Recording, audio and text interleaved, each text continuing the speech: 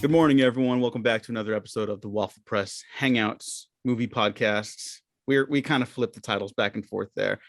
We have fun here, and we've been having a lot of fun lately. And we're going to keep having fun because we have a very special episode today. I'm your host, Diego Crespo. With me today is my co-host, Gina Versa. Hey, good to see you. I just saw you last night, but seeing you again. Yes, the last night and the night before, we had a fun weekend with our buddy Kale at the Youth Critic. Go check him out. Good pal, good friend, good movie thoughts, even when we disagree. And my car is all good now. The banana show is back in action. We're ready to rock and roll. And we just saw Manhunter, which we'll talk a little bit about in a second. But the main topic of discussion today is a Twitter pal who's became a real life pal, filmmaker Liam O'Donnell. Welcome to the show. How are you? Thank you for having me, Diego and Gene. I'm doing great. I'm doing great on this Sunday afternoon movie hangout. No, it's Monday morning. Don't tell them.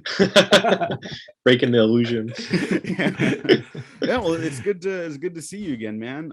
We've barely been able to meet up in person because of COVID. We've been shooting the shit on Twitter for a while about a lot of stuff. Before we get into because I got a lot of questions we want to talk to you about, but we're just here to hang out and have fun and talk about stuff. But what's been going on? How are you? How is life treating you? We always ask our guests, are you doing good? Is there anything we can do to help? Yeah, I'm doing well. I think I fit with the rest of society when I was really feeling great in like May and June this year. I was, we were joking about Shark Boy summer. I felt like I was coming out of a cocoon and life was back. July, things started to fizzle and as the reality of the COVID situation, and then also some of my projects having difficulty getting off the ground. So yeah, the last 2 months have definitely been a crash back down to reality, but I feel like now we're coming out of the summer and into fall, and there's been some exciting developments even just in this weekend. I got some pretty great feedback on some stuff. So, it's just part of the business, part of life, the ups and downs, peaks and valleys, and I'm feeling like I'm starting to rise up again. Yeah, well, that's good to hear. Yeah, it's been an up and down year, so it's good to hear that people are at least finding some wins out there. I don't think it's going to be solid ground anytime soon for any of us, but you got to celebrate the wins as they come. And even if that's just like a single email coming back that someone really liked a script or a draft, it's like savor it, because my wife would always kind of say to me, well, it's trash till it's cash. And I was like, yes, that's true. You shouldn't go out and spend the money, but you do need to, if you only celebrate the things that get made and make you money in this, then you're going to have a really tough stretch in between. So I try to kind of stay level, but enjoy the wins as they come. Of course. No, that's a great perspective. Yeah. And speaking of perspective, people have a lot of perspective on movies on the film Twitter sphere, for better or worse. But we always like to ask people what they've been watching before we get into the main subject of the day. So Liam O'Donnell, what have you been watching? So yeah, I've been tweeting a little bit about this. I generally don't tweet anything negative, and I try to even not say anything negative on podcasts because I've been affected so negatively by criticism and when I was younger that I try not to put that out there. But I do think Justice League, the theatrical thing, it's a little safe for an industry professional to talk about because the people that made it don't like it. So, I saw Charles Roven kind of saying like it was such a huge mistake to open on that CG'd mustache, phone thing of Henry Cavill. So I agree with Charles. And so, but I was doing a bunch of superhero sort of research, like we'll get into it later with the Skylines and Skyline 4. So I was kind of catching up, and I didn't have a chance to watch the Zack Snyder one when everyone else was talking about it. I'm generally like a month to 2 months behind on the zeitgeist. And so I did Man of Steel again, which I really kind of blew me away as to how well that movie's aged aesthetically. Like, it is shot differently than everything else in the genre. And I still look at like the action in that Smallville battle, and I kind of don't know how they did some of the stuff. And it just, it has an impact and an otherworldliness that I think is still worth kind of studying. And it's also weird because I remember my wife said this at the time, because I was raised with the Donner film, so the Jonathan Kent stuff bothered me. And maybe from a writer, I think this happens to us a lot when you're kind of come from writing, is that you get so hung up on story and distracted on story that you kind of will let that like blind you to craft and filmmaking. And like you kind of have to watch things twice and separate the parts of your mind that like, okay, that part of the story didn't 100% work for you, but like still break down what they're doing with the camera and break down, you know, the craft that's being put into this, you know, beast. Because now that I'd already kind of, you know, obviously had some distance to it, at the time my wife was like, this is kind of like a Skyline Superman movie. And I really watched it this time. I was like, it does have like a lot of the blue lens flares, and the world engine is very reminiscent of the people getting sucked up into the air with the gravity waves. And it's got like a real mean streak to it, obviously, with like the fields of bones and just being like, there's this real genocidal mania running through the you know, the lifeblood of that movie, that I really enjoyed it this time. So Man of Steel was definitely, you know, worth the revisit. And I also thought I really like even complaining about that Jonathan Kent thing, but like the script structure, like Goyer is quite good at always having this propulsive structure, even when he's doing flashbacks in his narrative. It has that Batman Begins kind of like chugga chugga chugga chugga chugga pacing that I really like. And we talked about this a little bit. I just think the world engine is maybe, you know, everyone makes fun of superheroes as like there's a beam in the sky at the end of the movie. I think it's like the only one that really looks like it could destroy the world. It's not just a bullshit like CG stand-in. It's like the size of it, the impact of it, the sound, the score of those scenes. It's like, oh, that could definitely destroy Earth. And so, yeah, I that was my Man of Steel ranking. I went on to the Batman versus Superman extended cut, which is definitely improvement because it has more Superman. And I think that having that balance really helped a lot. I did miss the Man of Steel kind of aesthetic. Like I felt like they could have kept a little bit more of that, but it is a real kind of hard turn back into more of Snyder's traditional style. And then Snyder's Justice League was like the first time, like halfway, like the first half, I was kind of like, this 4-3 is really odd. And it was interesting though, because his compositions hold up. Whereas like, you know, every time I've done something spherical and you're cropping into the 4-3, there's like always just bullshit right beneath the lens, you know, like, oh, slide it up here because, you know, there's fucking, you know, grip tape all over the set, like right at the bottom, or, you know, it's like right out of frame, everything's falling apart. I mean, that's like even with the Skyline movies and the digital legs on the aliens, it was like, it's constantly like, if I just blow in 1% to 2% here, it'll save me a VFX shot. So I'm always kind of doing that. So the fact that, you know, his 4-3, you know, obviously there was a ton of visual effects to on them, but it still is very impressive that they hold up to that kind of striking nature.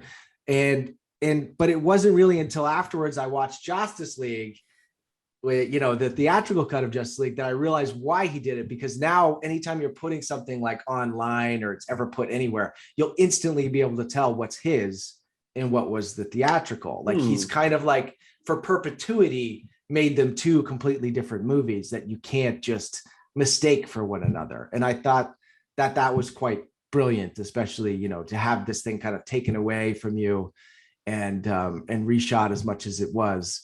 I thought that I don't know, maybe I'm reading too much into it, but I thought that was kind of probably the long game, because the long game is these movies live like in our zeitgeist, like digitally, like they become these gifs, and they're on Tumblr, and that's where they go after they play. And because this one was going right to streaming, you might be like, why is it in an IMAX format right to streaming? It's like, because that's where it lives forever.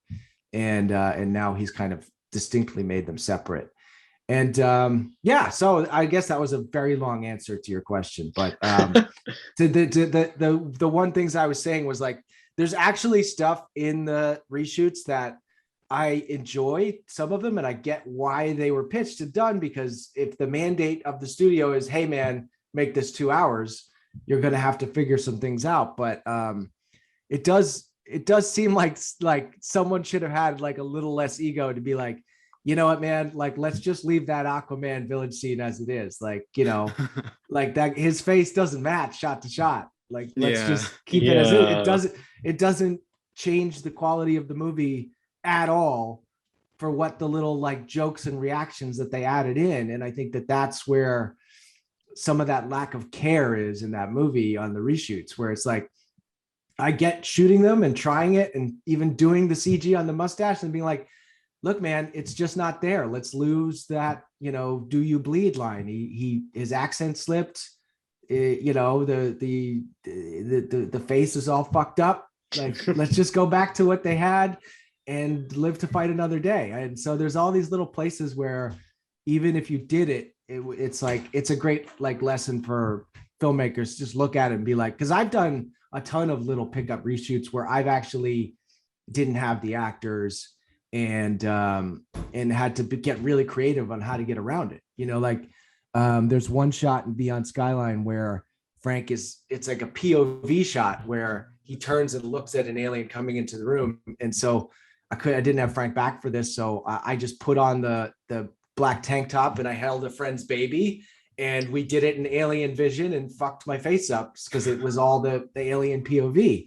So you just have to get creative. And if it didn't work, I would have said, no, it doesn't work. But like, it's just fast enough and blurry enough that you can get away with it. So yeah, there's just that was I think it's a great thing for anyone interested in filmmaking to watch those two back to back. And I actually think it's better to watch the longer one first.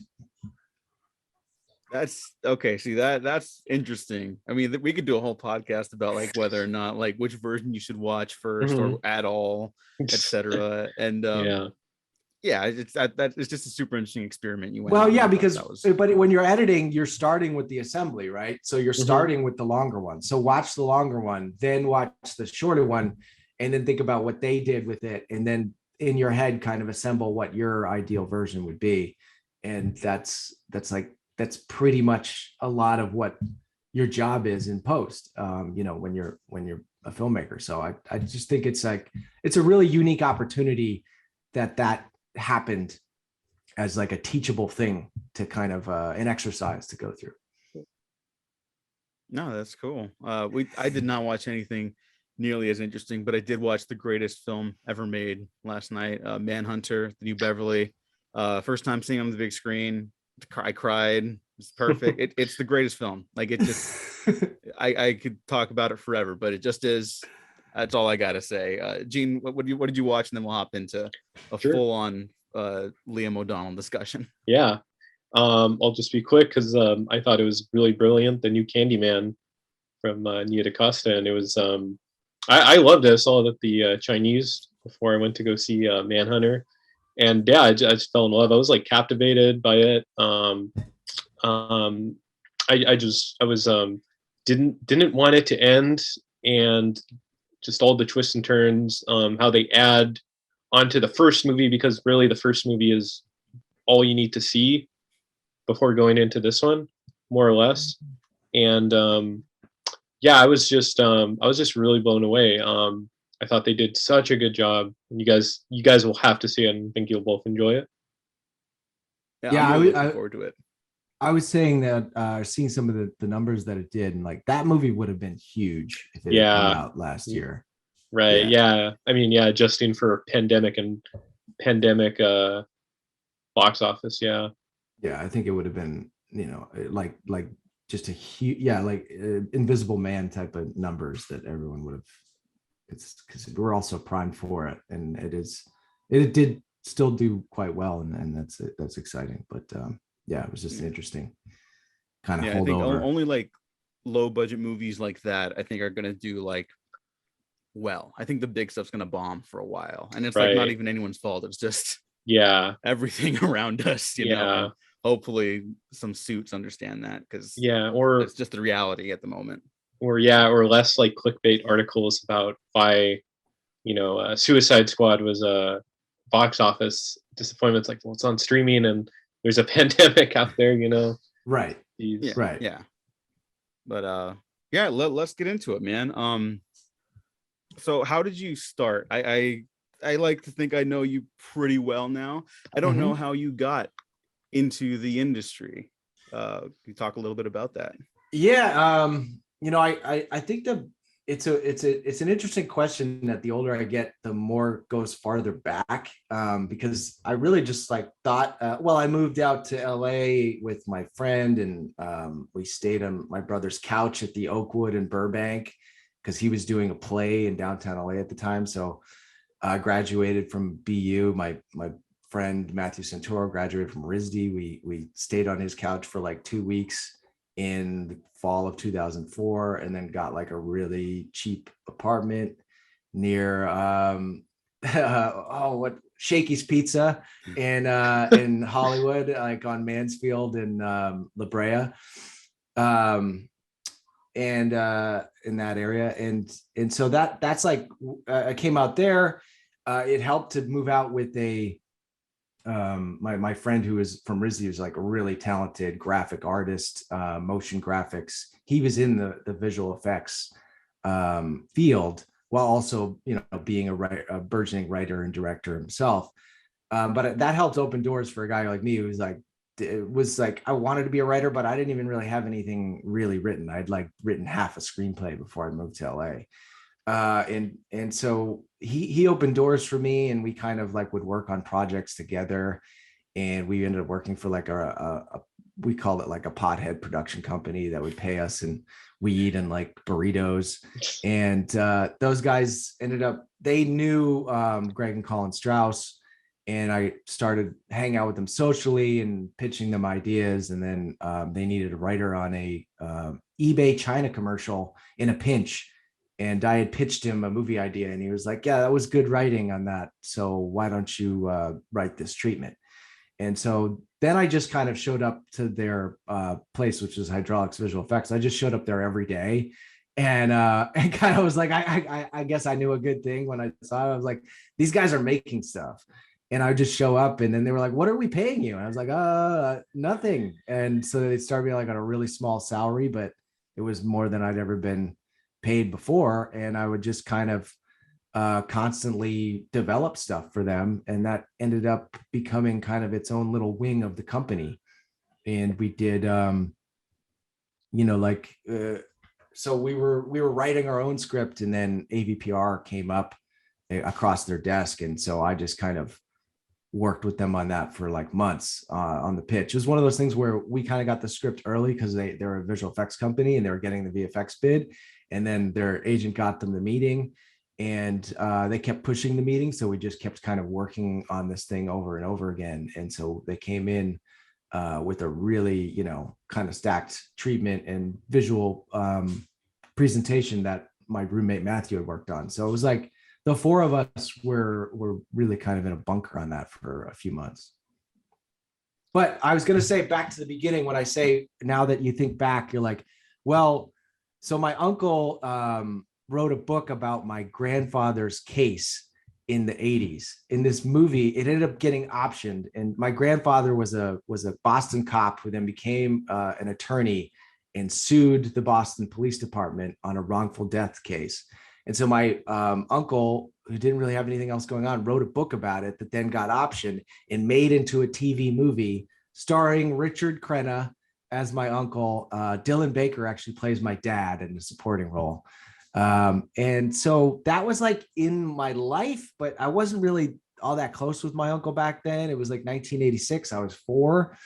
And he left show business to go back into politics, and then ended up getting pulled back in for The West Wing as a producer and eventual writer. So when I was in DC in college, I went there for a semester to work in the Capitol because I thought I was going to go into politics.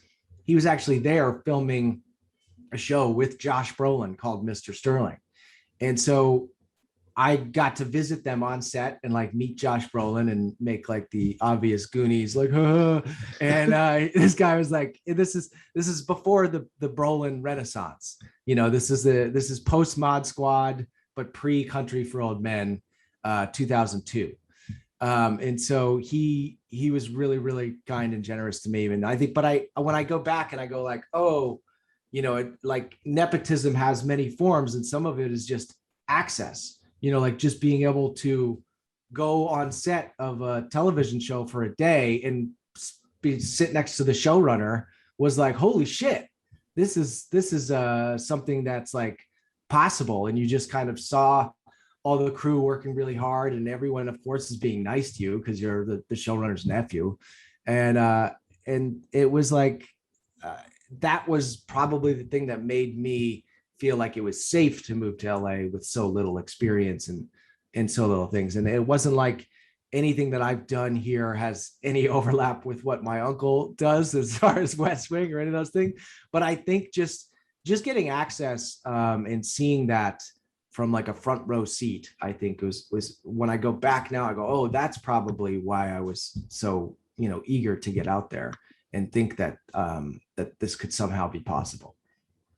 Yeah. Going off of that, you know, you kind of, you know, you see like the makings of film. What about like growing up? Like, what were your like inspirations? Like, I mean, you mentioned Goonies. I wonder if that's one of the films that like inspired you. But yeah, any like sort of like science fiction films from the 80s that really like dwelled into your brain, you know, that came out making these movies? Definitely. Yeah, my next door neighbors growing up were like people that they actually would spend money on those VHSs, and so they would let me that was like my video store. They would let me borrow it, and I borrowed Goonies the most, and my dog ate the cover off of it, and it was really embarrassing to bring that back. But that was definitely a favorite. All the kind of, you know, normal staples of that Spielberg Lucas canon were like, you know, Indiana Jones, Raiders, Star Wars. But I also really, and I think I have this kind of thing happen to me a lot where like I'll like the weird one from the mainstream person that doesn't connect with everybody else, and it's Howard the Duck. Like it's the one I watch the most. And it took me till like a few years ago when I rewatched it when it came out on DVD that I realized how much of Howard the Duck is in the Skyline franchises. Okay. Because if you watched it like 45 times from kindergarten to third grade and continue, like I still have the VHS that I would watch. Like, okay, there's like, you know, the Dark Overlords of the universe are a very close one to one. I didn't design the tankers in the first movie, but I think I did come up with the tentacle coming from the hand off of the design. And that's very similar to the Dark Overlords and Howard the Duck. And the fact that I think it's like 5 movies in one, and it constantly is changing its genre. And it like all of a sudden is like, okay, now we're a police chase movie at like, you know, act 2. Actually, it's like act 6 in the back half of this weird film. And it's constantly kind of chugging into and finding grooves in weird places where they'll all of a sudden end up at a restaurant that is like sushi and like short order cook stuff, and it goes completely mayhem. I think a lot of that kind of like you know, got absorbed into my gray matter and explains some of the things that like when I wrote Beyond Skyline, I didn't think it was like crazy. I was like, yeah, this is a normal movie. This is gonna, like, and then everyone's like, what the fuck? What kind of drugs were you on when you wrote that? I was like, I wasn't. I thought I was making a typical good movie like Howard the Duck. Oh wait, that's not considered a great movie. Okay, that makes sense. Well, there's like some really, really great like visual effect shots in Howard the Duck. Like, you know, some of the stuff towards the end with like, you know, when he's finding that, it's been a while since I've seen Howard the Duck, like the alien sort of like overlords. Oh yeah, that looks pretty well. Yeah, it's incredible. optical stop motion effects, and but then they'll also have like a real great like nasty severed tentacle that's spewing green pus all over the place. Like it's definitely all that stuff is in there for sure. Yeah. Another thing that I know we definitely connected on with Twitter, because I think AVP3 was like the talk of the town at one point. And this is after I'd seen Beyond Skyline. No, it was not. It was never the talk of the town. Okay, well, in the film Twitter sphere, like someone had mentioned, like one of the alien YouTube accounts was like, who would you get? And I had just seen Beyond Skyline, and I was like, oh, get this guy. I don't know, but the vibe of Beyond Skyline was like ideally what I'd want out of an AVP3. And you know, you have a history with that franchise, and I don't want to maybe open up an old wound. No. Rough to say, but like, you know, it was, I think it's fair to say it was not that well received. You'll be happy to note that the podcast we did for the retrospective on it is one of the most listened to and viewed podcasts on the channel. Nice. So if you're watching this on YouTube, Liam is showing us this really cool AVP2 Japanese poster. That's right next to my desk. It's fun. I'm good. I'm good with my relationship to the movie because it was my film school. You know what I mean? So but yeah, no, sorry, I was turning the camera, so I think I was slightly distracted from exactly what the question was. But well, I was just curious, like how that process was for you. Like what did you get out of it the most? What did that like kind of teach you? You mentioned it was your film school, basically. Yeah. That teach you about the filmmaking process. And the one thing we did talk about was the AVP3 treatment, that, you know, it wasn't like a full script or anything like that, but like, because we're obviously huge fans of the property, that like if there was anything like you could pull from that you'd like we're really proud of, you know. I mean, AVPR, like I said, it's literally the first movie that I got to work on, and it was again going back to that other, it was like the ultimate front row seat to a director, because I was their kind of in-house creative consultant, I guess would be the word, whereas I would be sitting with them and taking down their notes on the script and then writing up these very detailed script notes that then be going to the writer and to the studio, and then going through that process of getting that feedback from the studio and kind of having to make these really convincing arguments for things. But it was a really weird process, because that was and I see a lot of people, this could go into an overarching, we could go on a real lost tangent. There's a lot of people talking right now about like how great things were pre-MCU, and I'd say like if you were Sam Raimi, they were great because you have like a ton of power. But like my memory of like AVPR in those movies was like we literally were told like fuck the fans, we're making this for a general audience. And I think the big change the following year with Iron Man was like, make the movie the hardcore fans want to make, and they're going to be evangelical about it, and it's going to spread throughout, you know, the marketplace. And so it was just a completely different, you know, like mandate from the top. They were just like, make it for this amount of money and try to make it fresh and new, and who cares about all of this old franchise arcana that you guys are so obsessed with. That's nerdy stuff, no one cares. And that was kind of like some of the arguments were like, can we change the color of the Predator's blood? It looks so 80s. And we're like, there's so many bigger problems with this movie. Can we not argue about the blood? Like, it's just got to be the same color blood. We're not changing the color of the blood.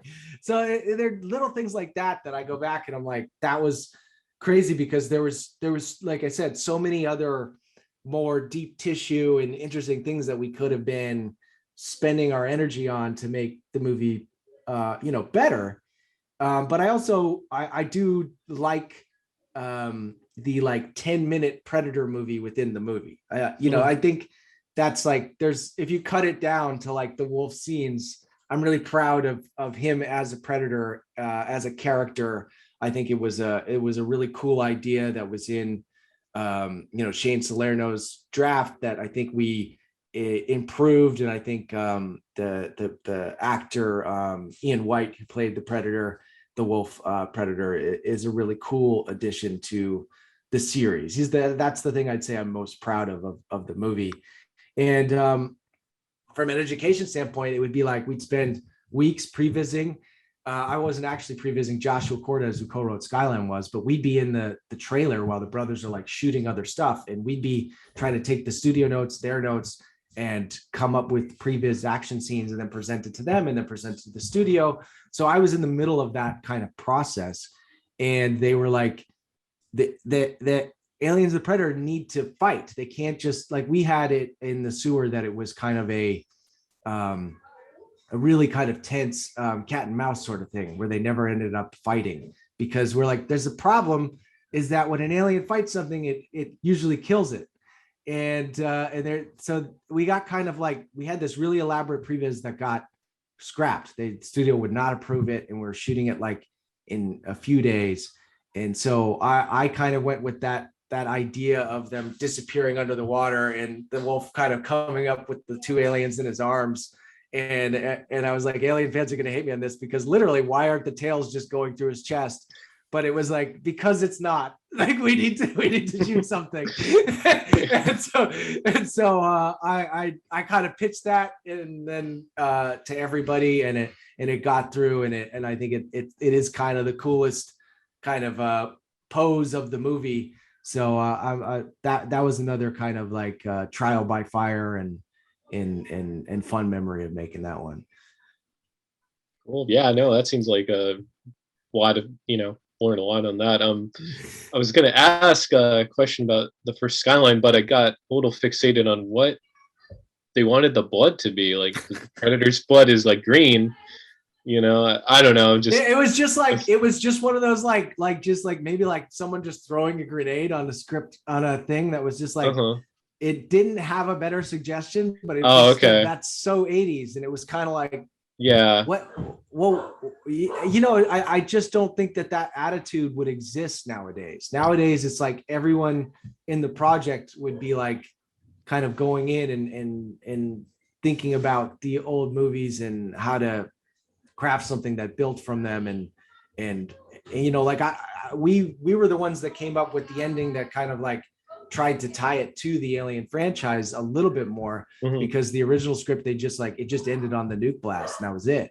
And it was like, oh, well, they have this Predator gun, maybe that's something. So there's a lot of different places where we're trying to kind of make it more of something that we felt fit within the tone of the two franchises, but we were up against it kind of at every turn. And then the kind of infamous the DI of the movie, which there's kind of varying stories, but the movie was definitely not shot that dark. That was a DI pass. Daniel Pearl did a great job on the movie. I really don't like it when people blame him for the look, because I watched the movie for like a year and a half, because it got pushed from August to December, and I watched all the dailies, and it was filmed on film, and it looked gorgeous. And Daniel Pearl, if you know his work, he always looks good. But it ended up being, riding the line of darkening things in the DI, and it looked good on the like utmost great screens, but it really did not look good on the average kind of presentation. So I think that is really kind of what happened, is that it was DI'd in a place where it looked brighter, and then when it came out, it was darker. So that ended up, to me, being like, forget the reviews, forget everything else. That's the big kind of like the issue of that movie. And I still think that they should do another pass on the DI and re-release that and do kind of an anniversary version. I tried to get Greg and Colin interested in that on the 10th year anniversary, and there was no takers. And so, yeah, maybe the 20th, which is kind of scarily approaching quickly. Oh, yeah. So that's still something that I feel like, at least, if we could have that part cleaned up, it would help the legacy of that movie over the long run, I think. Oh, and then the AVP3 treatment, totally overblown on my standpoint. It was really just again, I'm in the trailer with Joshua Cortez, who ended up co-writing Skyline, and I just kind of got this idea to set it like 50 years into the future in like a sort of pre-apocalyptic Africa where global warming is kind of changing everything on Earth. And the kind of long and short of it was that you find out the queen from AVP1 has been let out of the ice and has created a new hive kind of in some sub-Saharan Africa, so that you'd have all these crazy hybrids, like lion aliens and tigers and bears, oh my, like that. Mhm. I just wanted to have like a bunch of different ones, and then you'd have naturally predators coming down to be like, this is the ultimate safari, it's super hot and there's all this different game for us to get on. And because it was 50 years in the future and Earth is kind of a sinking ship, that there's people that the heroes of the story were actually building like spaceships, and that was part of like an exodus to leave the planet.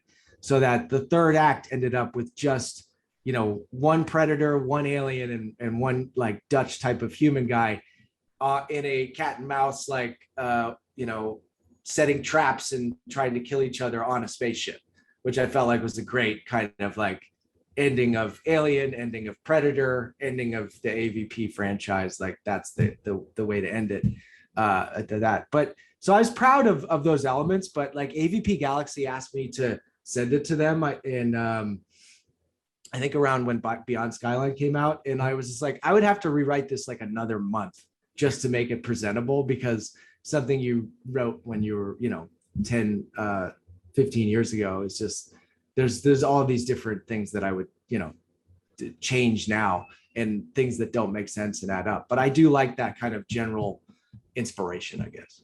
Yeah, definitely. And then kind of going off of that, you AVPR, you go into Skyline. Can you talk a little bit about what was it like making Skyline, coming off of the previous film, and just kind of like what you learned? And I just was talking with Scott Weinberg on his Overhated podcast about the first Skyline, so it's fresh in my mind. And it was a lot of like, so we shot AVPR in August 2006 through like I think October 2006, and then the movie didn't come out until Christmas 2007. So in that time, there was just like, it's like CinemaCon you guys are just seeing, like all the studios are like, this is the greatest movie ever made. They talk it up, they talk to directors. We're just getting crazy meetings and offers on everything. Like I got to read Justice League Mortal, because like they were negotiating with George Miller, and obviously he's not cheap, so they had other directors reading and taking meetings. So I got to read that, and like we worked on that as a pitch and everything. We did like Terminator 4, Gears of War. It was like every big project that was happening in that time frame. I got to read the script and try to figure out a take for them on. And it's really exciting, but it takes about a month and sometimes 2 months out of your life, and then you don't get it, and you just have like this hard drive full of takes on these other properties that you can't do anything about. And so I think and then that kind of still continued through most of I'd say like 2008. And so around the time of 2009, it had been about 3 years since we shot that movie. There was a lot of like, let's just fucking do it, bro. Like that kind of energy, or you ever like have those weekends where you're like, we should just go to the desert and make a movie. And so I think that was a lot of the spirit of the first Skyline, and the fact that I think they had just bought the red cameras the fall before for we did a 50 Cent music video called Get Up, which we did like a post-apocalyptic thing, and they did it with Claudio Miranda, who's like the greatest DP that I've ever worked with, and he was awesome, and he was really, really good on the red, and so that kind of also got this like the juices flowing of like, we own the cameras, the lenses, let's just do something ourselves. So there was a lot of that kind of energy just into the first Skyline, of like, let's do something quick, let's just go out and do it, we don't need to ask permission.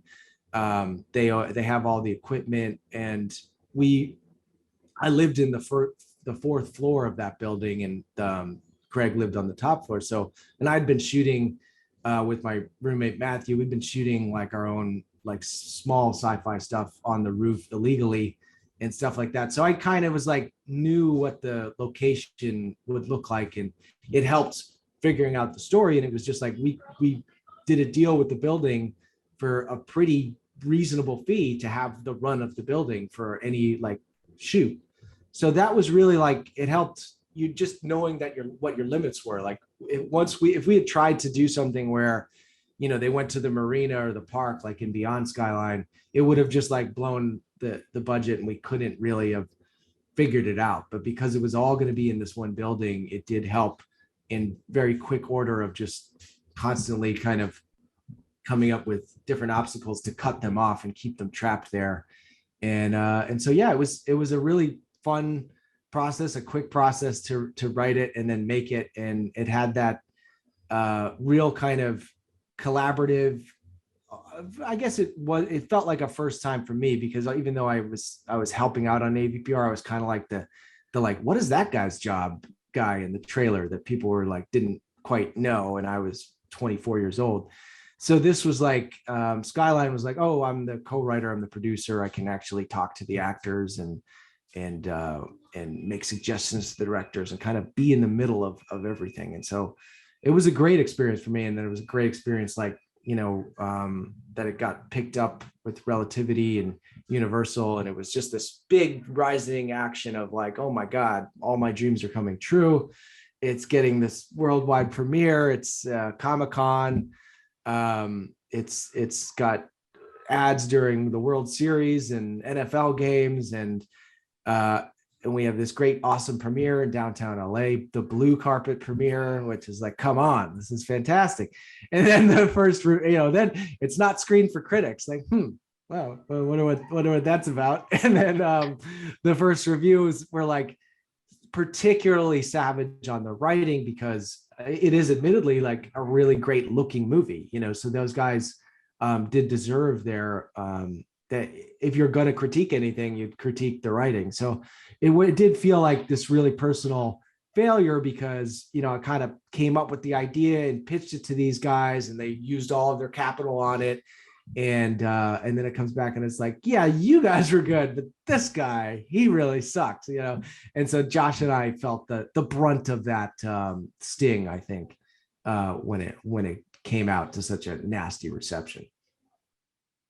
Well, I don't know if we've talked about this before, but that was the first movie I ever went to a midnight showing for, like opening weekend. Yeah. Like I had been to some early screenings and stuff like that, but that was the first one. I was like, it was a couple of mutual friends of Gene and ours were like, let's go to a movie. What's playing? I was the Skyline. That looks pretty cool, you know. And then we all go see it, you know. And I will say, it is a very good looking movie. I didn't know it was shot on the red cameras. Those were like very early, right?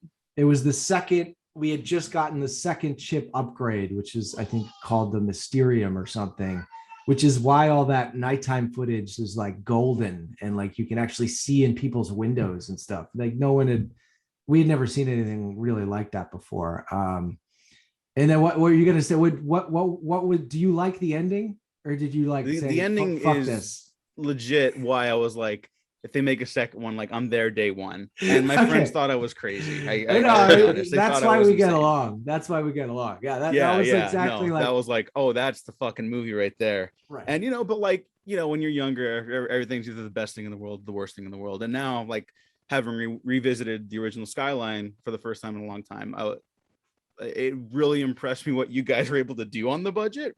Yeah. And like the writing around the location. Like, I don't think people understand it sounds like an easy thing to do. Like, oh yeah, you got a room, you just get some people in there. Yeah, like that's like difficult to do. So props to you, like sincerely, because that was the worst. You made it look easy.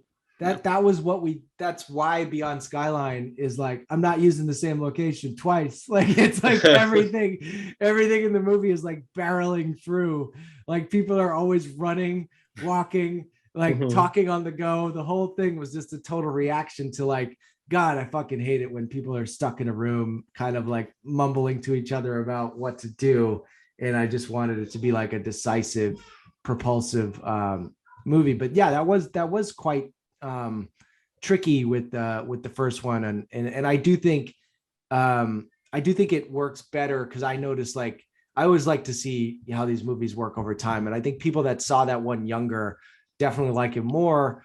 One, because it's, it's some of the things just work, but it's also a weird movie where it doesn't have like a normal structure. And the ending is like, wait, that's it. There's not that like that big turn of events, which was really what we wanted to do. Like I felt like the actual additional ending was something we found along the way, but the kind of inspiration for the end was like we just wanted to get them sucked up onto the ship at the end, and like the aliens won, and that was it.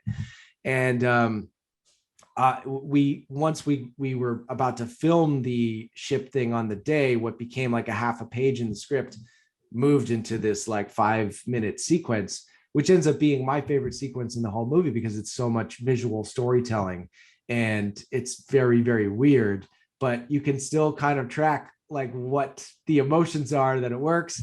And I was the one who was like, I still wanted more, and really, asked them to bring Scotty in to shoot these like motion storyboards, because I really wanted to, I was like, let's just do the fight. Let's have the Jared alien kill that last drone and like end on like at least like a more like glorious moment of a kill. Because I felt the frustration that I think audience did too, which was like, this was really the end of act 2, and the act 3 had to be like him getting her off the ship and having a glimmer of hope of what the future would be. And we just had run out of time and money, so we did this kind of like the storyboard things that would like give you a hint of where things would go. But I was talking to this too about like there was a lot of discussion about like really cutting the first act way down. But again, I think we would have needed to have shot like a bigger like 2-week reshoot of a new kind of third act. But it was just such an abbreviated timeline. Like we wrote this thing in November 2009. We film it in February through like March, and it's in theaters by November. It was insane, and that was even one of those things where the studio came to us that summer and we're like, we didn't think we were coming out to the next year. And they're like, well, what about the 2012 slot? And you're like, whoa, okay. Like, and they had more money for visual effects because everything had to go into overtime at that point. But it is one of those things that I feel like if it had a slightly longer post, there probably would have been a bigger, like you would have tested it and done a bigger reshoot and expanded more of that ending. Oh, I thought you had a question. Sorry. Oh, no, sorry. No, it was like, that's, no, it just kind of caught me off guard because it's like, you have to like, really make like certain deadlines or make the time. Because if you like, I could imagine if you like pushed it, to 2012, there could have been additional sort of notes or anything.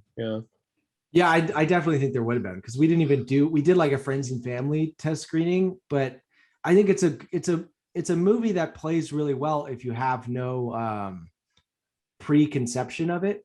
Mm-hmm. If it was like, I'm not saying it would have drastically changed the ratings or whatever, but I do think it's like if it was a midnight movie at like a TIFF or something like that, and you had not seen the trailer with all of these big money shots, mm-hmm. and you've kind of come in thinking you're watching something small, contained indie movie, and then all of a sudden, whoa, there's like aerial battles. That was really how it played on the page, and people really liked the script for that. It opened a lot of doors for Joshua and I. So it was like, once you do have to think about how things are going to be marketed. And that was another big lesson of that movie, is that like, they started asking us to record ADR lines of like, with the actors being like, we have to fight back. And I was like, that was never the idea of this movie, but they did those lines for the trailer. They're not in the movie, but they just put them into the trailer. And again, on how things have changed from last decade to this decade, I just don't think you don't see that as much. I felt like, when I was growing up, you would get the bait and switch trailer quite a bit. And now it's like with social media, and you're just not going to fool anybody anymore. And they really tried to do the kind of like the 90s, like, yeah, let's just kind of paint this in one way and it's going to be another. The other kind of famous one was the first AVP, like, having that big awesome flashback shot, but it's just the flashback. So there's some of that kind of like old fashioned, huckster in the marketing of Skyline. But I will have to say the caveat is, if they didn't market it that aggressively and that big, I never would have got to make these sequels. So I still have to give them props. Yeah. Before we get into the sequels, I have to say one of my favorite of the bait and switches is that infamous Alien 3 teaser where it's like, in space no one can hear you scream, but on Earth everyone can hear you scream. And it's like, was that a bait and switch? Because I don't think it was. I think they thought that was the movie they were going to make. I guess that's kind of true, but I mean, like they were like, we're gonna make that movie, and then they're like, no, actually we're not. I mean, I thought that's what they thought they were gonna do, and then, but yes, that is the classic, like, we'll give you what you want. It's again, and I think that's the constant thing that people struggle with now, is that like that there was more of a like, fuck, the audience doesn't know what it wants, we know what it wants, was kind of a prevailing thing. And now with analytics and algorithms and everything, the people behind the scenes are really trying to give the audience what they want, and some people can feel that, like, in that catering to, and it rubs people the wrong way. But there's not to say one's better than the other. It's just definitely the changes that I've noticed over the course of my career. Yeah. I mean, marketing's like its own thing, right? Yeah. But it would come in late, and so like that's the thing. Like, all of a sudden at the 11th hour, we're recording lines to put into the trailer, and it's kind of like you have to think about that as the filmmaker yourself. Like, how do you want this thing advertised? I mean, I actually wrote, like, I think it was like a 2-page memo to the head of Relativity to campaign for the tagline "Don't Look Up." I was like, they wanted to do this, like, this long tagline that was like, in 2007 we put radio waves into space, in 2009 they answered. And it was like they put that into the teaser of this movie, which you can see the teaser has this kind of like totally disconnected, more of a Emmerich tone that's not the movie at all. And they wanted that the tagline. I was like, we never have anything about these radio waves ever discussed in the movie. It's not the movie. I was like, we just want a simple thing that says, like, it's coming from the sky, it's coming over above, don't look up, because if you look up, you get into light. And it's a little bit of a throwback to, don't look at the light sort of vibe. And I have to find it. I'll see if I still have it, because it was like literally like the only time I think I used my political science background in filmmaking to do like a very persuasive argument. And at the end, they just said, fine, whatever. And it was "Don't Look Up" was the tagline. No, that's pretty cool. But moving into the sequel, so like, how does that lead to Beyond Skyline, which is a radically different film? That's another one I think that would fit the bill for like a midnight movie. Like, I mean, it's just kind of like a kick-ass like real ride, but there's a little more going on in terms of like the character relationships and stuff like that. But yeah, what was it like making that movie? Because that's your first time in the director's chair too, right? Yeah. So that's a little bit of that same like energy where you're like, just have to get back on set and do something. And so that movie, there was a lot of talk about a sequel during the post of Skyline, because it's such a good business model. Everyone was very excited about it. And Joshua and I kind of cracked this story that is still fairly much similar to what Beyond Skyline was, except they went, instead of crashing into Laos, they crashed in New York. And it ended with a very massive like kaiju battle that, this would be like a $40 million version of what the story ended up being. And so people liked it, and but then of course, once the reception of Skyline comes out, it all kind of at least deflated for a while. And I would get like, you'd move on to other projects, you're moving on to other things, and then you'd always have these meetings especially at hydraulics, where different people would come in and they'd ask, what about, Skyline 2? And it'd be like, oh yeah. And we kind of went into a couple different directions for 2 years. And it was like around 2012, I want to say 2013, that Skyline played on, it ended its Netflix deal, which was one of the early instant Netflix deals. And then it went on to like Spike TV or Sci-Fi or something like that. And I watched it again and I was like, I really love these creatures. I'd really love to like return to this world. And at that point, Greg and Colin were kind of moving on to other things. And so I kind of said to them, like, I'll just write the script, off of this treatment, but if I can direct it. And I kind of horse traded with them on another project that they had at Warner Brothers that they needed to bring a bigger writer on to get more traction. So I was like, I'll step aside on that and I'll just go write that. And they're like, yeah, go. So again, one of those things that didn't really maybe think it was going to happen. And so I ended up, writing that script. And the big change was obviously not doing New York, or there was even the early draft, it was Shanghai, because the movie did so well in Asia and in Russia. And so there was a little thing of trying to incorporate, Asia in the second half. But when it was like visually what Shanghai was going to look like compared to LA in the first one, even though they're such different cities, I still felt like it was like city to city. It wasn't really that big of a, kind of change.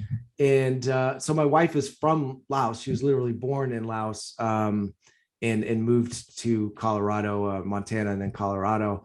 So that's kind of always the stories of that, and the secret war in Laos is something that talked about quite a bit in my house.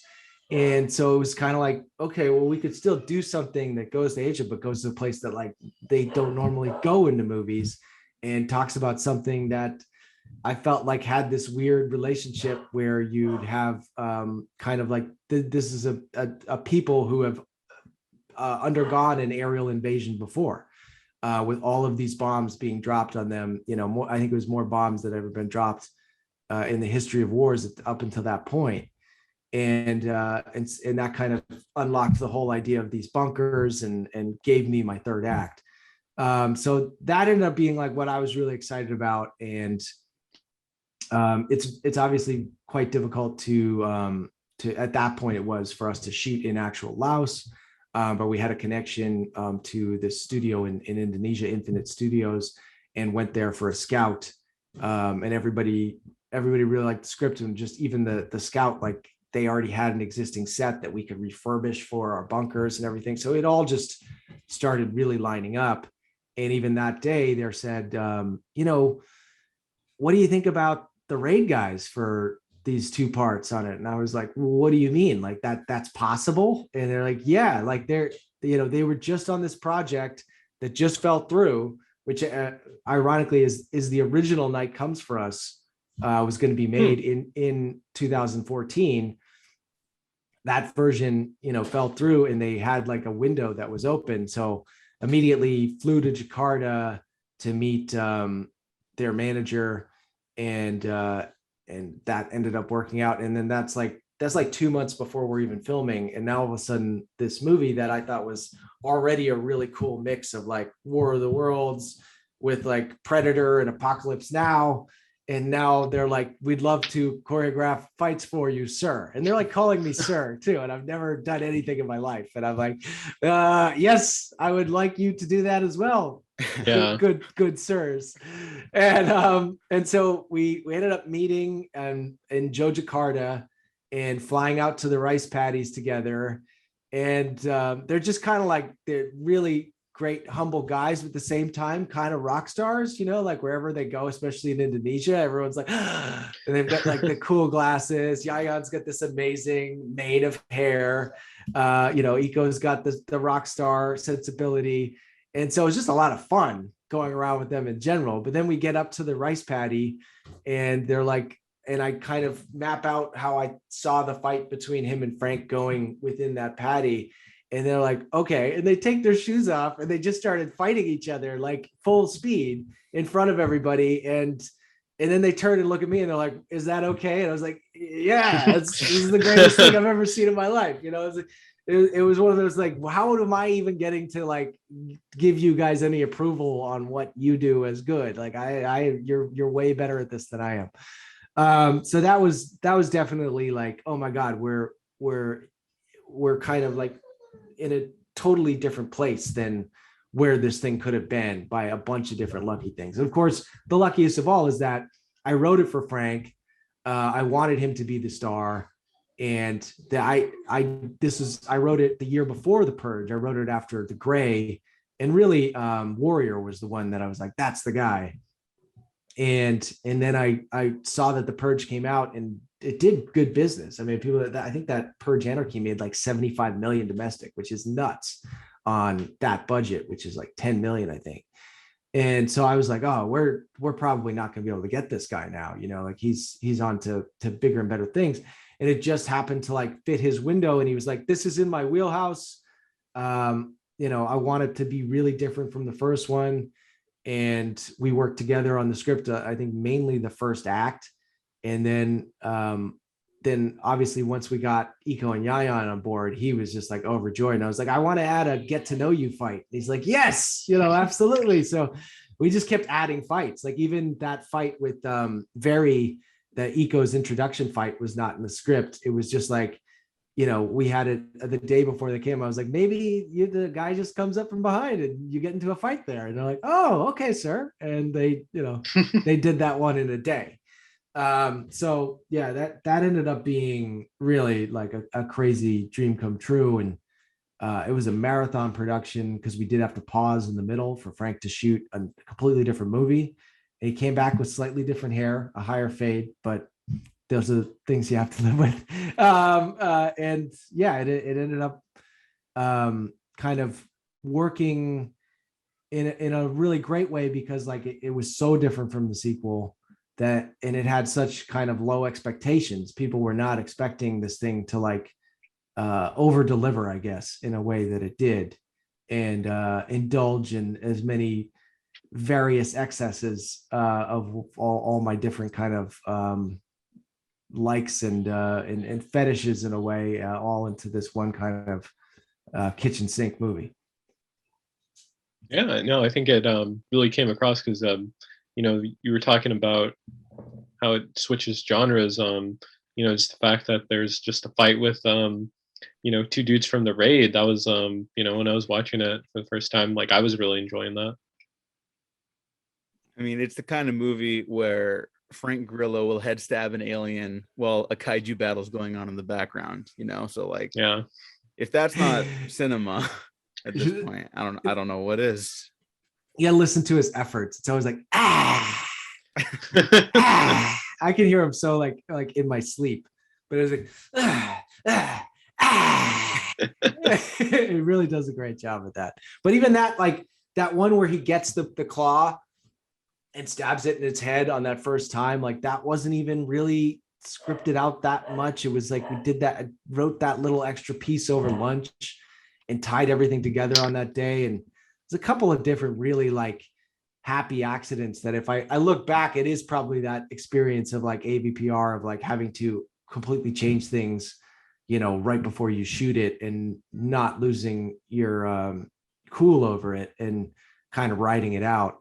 And I think, yeah, that was definitely me learning the job on Beyond Skyline. And I would definitely have to mention, you know, the producer, Matthew Chouse, who came on to Beyond Skyline and really pushed to make it, you know, to push everything up a level. And he also did Skylines, and the DP of Beyond Skyline is Christopher Probst, who is a longtime collaborator with Joseph Kahn. He shot the pilot for Manhunter with David Fincher after this movie. So that means at some point in his life, like David Fincher had to have like seen at least the trailer for Beyond Skyline, which makes me kind of laugh. Like, be like, what the fuck is this? Yeah. But yeah, so he but Probst was like, especially for a first timer, he taught me so much. And it was like I could always rely on him to know you know, like how crazy I would be and where we would do. But I really felt like, because I was a first timer, I would think of like shooting everything in like these kind of handheld masters. And I don't think I had such a great understanding of like how to actually break things down on the shot list level. Like my shot list never held up to what I did that day. I would constantly be changing them so much. And I think that was the genesis of like, on the third one, it was very much like what I ended up shot listing would be what we shot. And I got a lot better at adequately prepping and kind of preparing everybody for what we're going to do that day. Yeah. So how did the reception for Skylines, like, how did you respond to that? Because at the very least, I think it was as well received, if not more so, better received than Beyond Skyline. Like, I only say more so because like Scott Mendelson from like Forbes wrote about like, this is the sci-fi blockbuster sequel that never gets made, and it finally got made, you know, because like Pacific Rim Uprising, the cliffhanger is we're going to take the fight to them. Independence Day 2, we're going to take the fight to them. That fight never happens. And Skylines, or Skyline 3, is the movie that actually does that. You know, Right. So like, what was the reception of that like? And you know, we got to ask about the potential reunions happening in a possible Skyline 4, but we'll get there. We'll get there. Yeah, no, I mean, I'd still say, I guess if you look at like the ratings of it, I guess Beyond Skyline is still probably the nudges it out a little bit. But some of that I think comes from certain people not enjoying female leads as much as male leads. Or we'll put them in the box over there. But I do think, you know, considering I myself don't really like legacy sequels, so I kind of get it when all of a sudden the lead changes on the next movie. And so that was kind of also something I was actively kind of working on the whole time, to kind of make it feel like it was a new movie that was, you know, working in a new genre, and also had enough of the callbacks to the last one for the things that you enjoyed while doing something different. But I will say, like, the genesis of Skylines is different than I'd say Beyond and even the more recent Sky 4, was that it was like, I knew I had to kind of, you know, like Greg and Colin Strauss, that they own the rights for the franchise. And I felt like I really had to appeal to them to get that movie made. And I knew that they were like the two biggest Aliens fans in the world. So I was kind of writing that original pitch for like an audience of 2.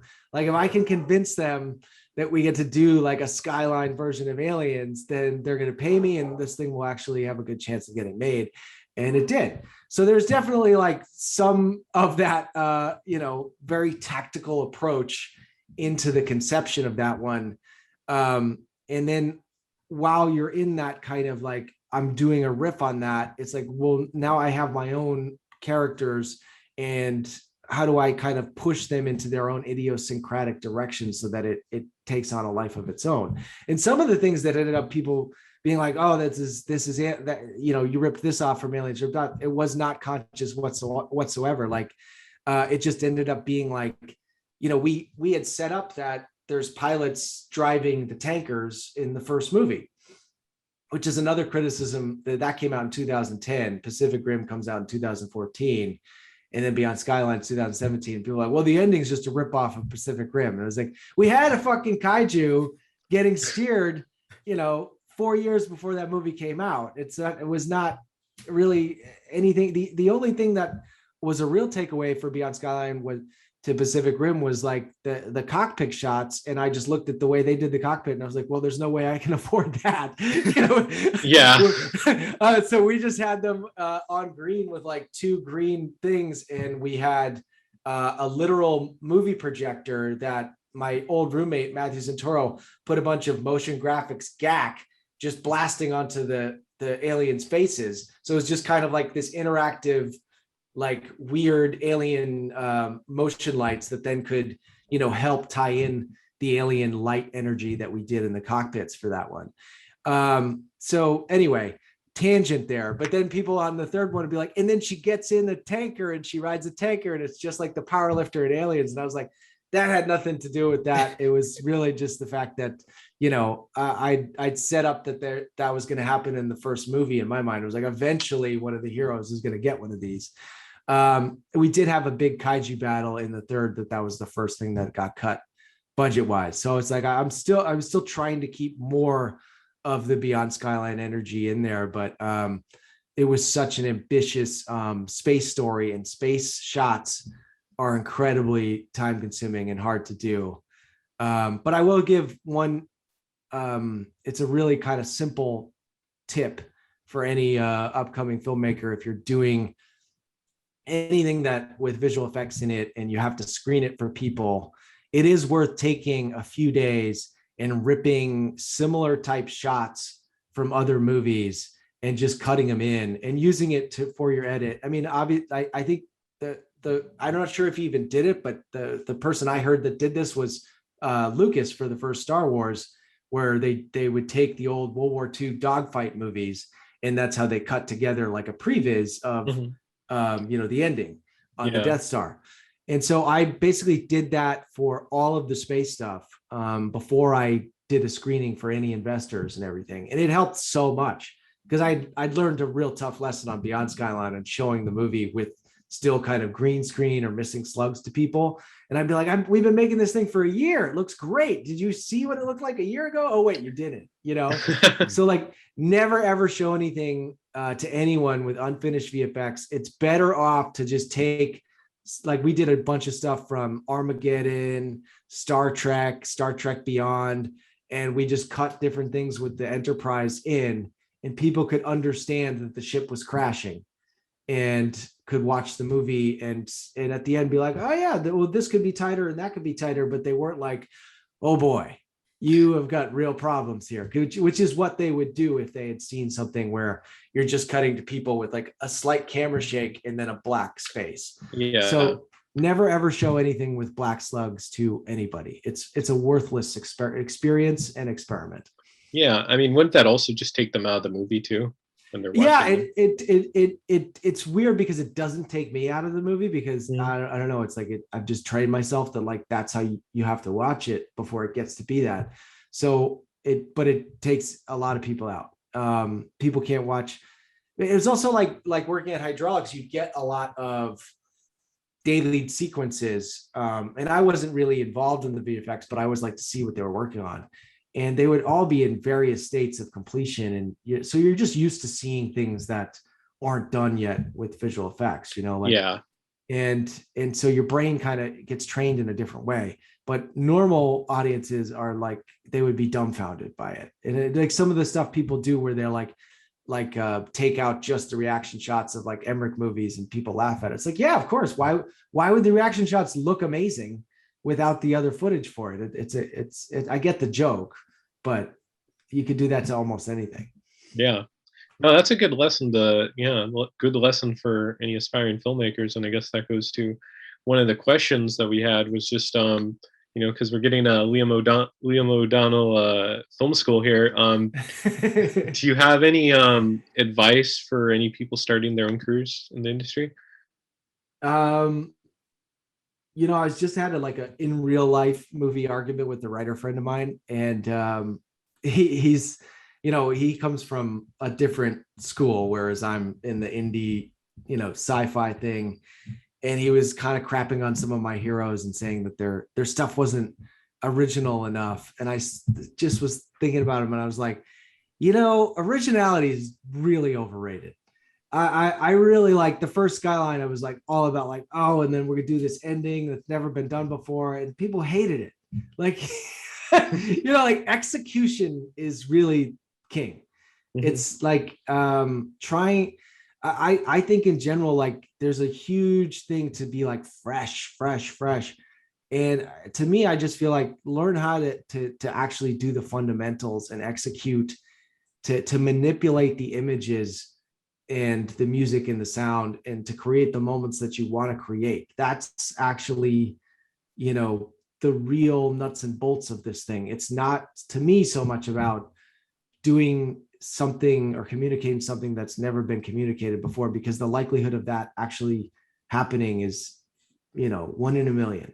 We've been making these movies now for over 100 years. There's more movies than we'd ever all be able to watch in a lifetime right now if they stopped making them. So the white whale of like, I want to do something I've never seen before. Originally, like, try to do something that is like well executed and actually captures the vibe and the spirit that inspires you, and translate that through the whole process from idea to script, to the shoot to post. That is, to me, like what was, I felt like sort of a breakthrough, in less trying to necessarily do something that I'd never seen before, and then try to do something that was more about the characters than like some type of outside perception of uniqueness or originality. It's more like, and I feel like that's even with Skyline 4, which I've talked to Diego about, but it's still very much in the early stages. But I didn't even write a pitch for it. I didn't write a overall treatment, because I felt so comfortable with the characters. They were kind of talking so loudly. I kind of went through it scene by scene, and I'd never written a script that way before. But it made sense for this one. It was a longer process, but it again was like, it was more about executing like the character story. And I'm not really worried about, oh my God, if that beat feels like this beat or that beat. It's really like, communicate, find your originality within your characters, and don't think about like, don't try to be like super original with your theme or with your plot, because that, if you go macro with the originality, you actually get in trouble. The originality comes within the characters. I don't know if that is like some big rule that can apply to everything. I just found like that was a breakthrough for me personally, especially on these movies that I'm trying to make, because I definitely feel like my experience is all kind of very in a niche. It's very specific, and getting to run with this weird little franchise for so long has been a real privilege. Speaking on that special little franchise, I want to shout out because you got the raid guys for Beyond Skyline. That's like a high bar, and I promise we were keeping you a while, so we'll wrap up soon. But like, you got to follow up the raid guys with Daniel Bernhardt, who is like currently killing it with 8711 and doing the John Wick movies, Birds of Prey, all that stuff. What was it like working with him? And Lindsay Morgan, who fans of like The 100 like me like are mega fans of. And what was it like working with those two actors?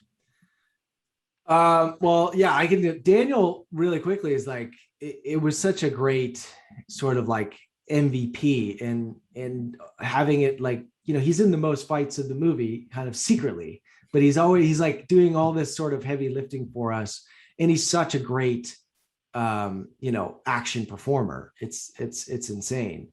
But he's really, really easy to work with, and really would like, want to talk about his character so much that like anytime I went down into the hotel, like have a soup, like all of a sudden he'd sidle up next to me with the script, and we'd go through everything. And he's a real sweetheart. And he would even like show up onto the day where James Cosmo was doing his monologue by the fire, and just wanted to watch James Cosmo. And I feel like he has like a little bit of that attitude, not a little bit, a lot of that attitude I was talking about when I was like, oh, I met these guys and they were killing it. So I just like showed up every day and was like, hey, like I'm here to work with you, and made myself like available, and then kind of made myself indispensable. And I feel like he has that, like, where he's just like, he puts this energy out there that like, he just wants to be a part of this thing. And you end up using more of him than you ever thought you were going to, because he's giving you so much. One of the things that if the movie had a slightly bigger budget, there's more of him killing so many aliens in that scene on Cobalt 1 in the beginning, but like every single shot of them was a CG shot. So it ended up becoming like, it's not like in a place where they're in the suits where I could just sneak a little bit more in and it's easier to, make them finished. It was like, no, they're 3D animated aliens on every single shot. So, we both wish that there was still a little bit even more of him in the movie.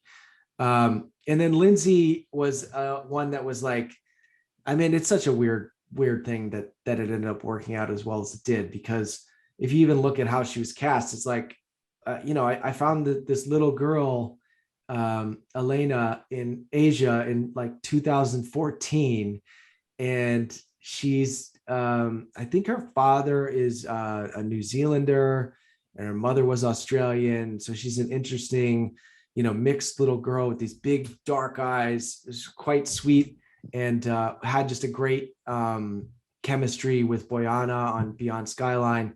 And so then, like, when we were in post on Beyond Skyline and we're trying to figure out the wrap ups to the ending, because that wasn't originally in the movie, and it was like, well, how do I find someone that kind of matches this girl? She's got a really unique look. And I had watched the first season of the 100, and was like you, I was a really big fan of Raven. And it was just kind of like going through IMDb and seeing Lindsay's face again and being like, oh my God, it looks like her. That's her. And reaching out to her, and she had actually knew our DP, Christopher Probst, because they did Detention together. And she came in for a day. We did that end scene, and I was like, oh my, it really felt like we hit the tone of what I wanted the movie to kind of be, and what I definitely wanted the next movie to be. When she was like joking with Trent in the hallway, I was like, oh yeah, this is really, I felt very comfortable there. So it was after that shoot day that really inspired writing Skylines and being like, oh, I think I know this whole Trent and Rose rapport could support an entire movie, which is, again, an insane thing to think about. So yeah, that ended up inspiring this whole thing, and then going off and writing this script for her, and then coming back and be like, like, we're friends, but we only worked a day together. So like, I don't know, like, I don't really know this person. And and so then when she shows up, we had one lunch in Hollywood where after she read the script, and she was really excited about it. And we talked about her character a lot. And then, when she came to Lithuania and working with her, in prep for that month, and then really being like connecting and having a real blast. And I think even by the very end, it was just like everybody was so in sync on that movie. And it wasn't the marathon type production of Beyond Skyline that had to go for 6 months and then have this long post where we're waiting, for VFX shots forever. It was like everything was a real condensed, like within a year. And I think that helps morale in a lot of ways, especially for me. And so that whole experience was just like really, really smooth sailing all the way through. And our great cast with like Alexander Siddig and Rona Mitra, and Jonathan Howard was the late addition that really kind of brought a lot of camaraderie and tied it together. And he was a very generous male lead who is quite often the punching bag of the female lead, both in the writing and in literally a punching bag. And so having someone who's like, got that, he's got that like Marvel chops, and he's kind of tying everything together. He was our sort of like comedic MVP on that movie. Yeah, man. As we wrap up, I want to thank you for joining us today, but we got to ask, what you got coming down the pipeline besides Skyline 4, which obviously I'll be waiting.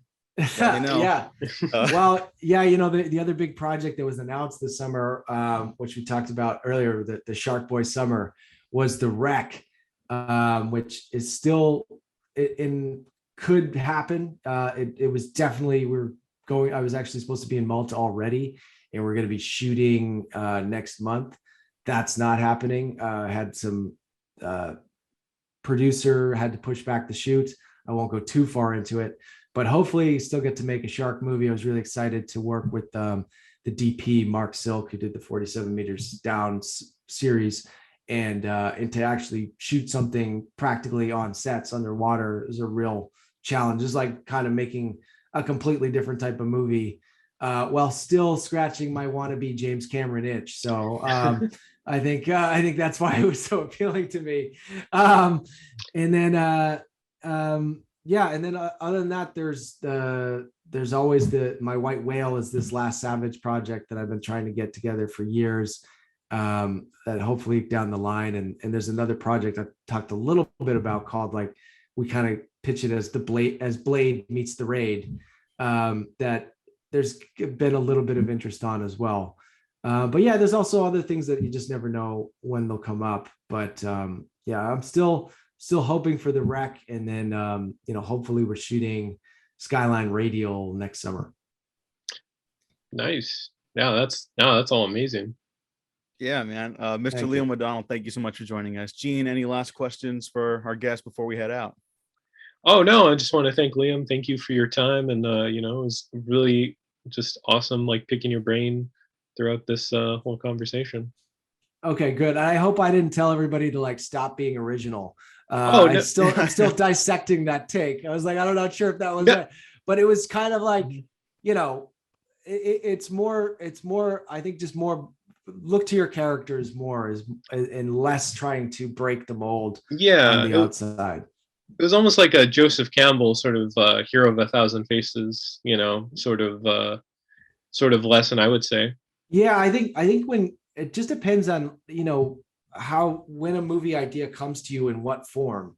Because I think when I was younger, I would get like the big idea, like I would get like the log line. Mm-hmm. And now it's like the big breakthrough for Skyline 4 was just the character conflict between the two leads.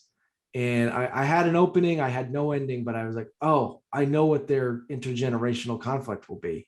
And I knew what it would be from first act 1 to act 3. And so I just wrote to that, and everything came out better, I think, that way. So, no right or wrong way to do it, but it is just those little tips along the way.